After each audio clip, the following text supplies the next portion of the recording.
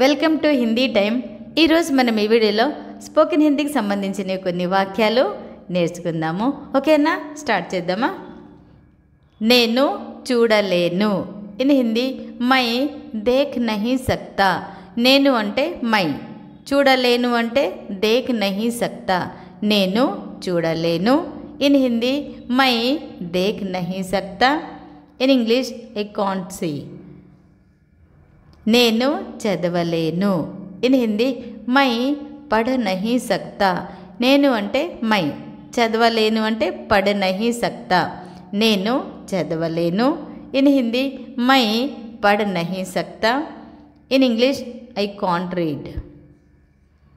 నేను రాయలేను. ఇన్ హిందీ మై లిఖ్ నహీ సక్తా. రాయడాన్ని హిందీలో లిఖ్నా అంటారు. నేను రాయలేను.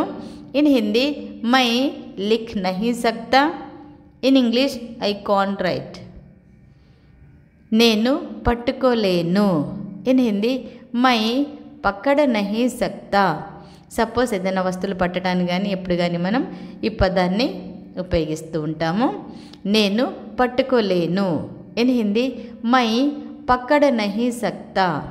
In English I can't hold it. నేను వదలలేను.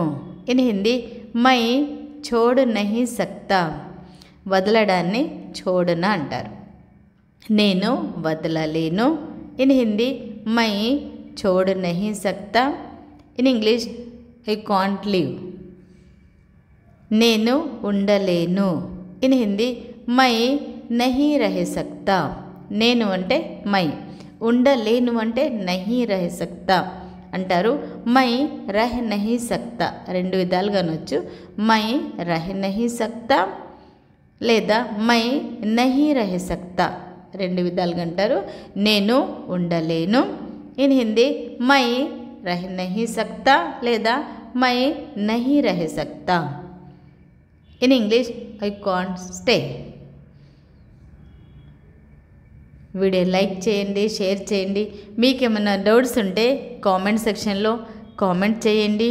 మీకు ఎలాంటి వీడియోస్ ఏమైనా కావాలంటే జస్ట్ మాకు మెసేజ్ చేయండి, మేము వీడియో చేసి మీకు పంపిస్తాం. ఓకేనా, చూస్తూనే ఉండండి హిందీ టైం.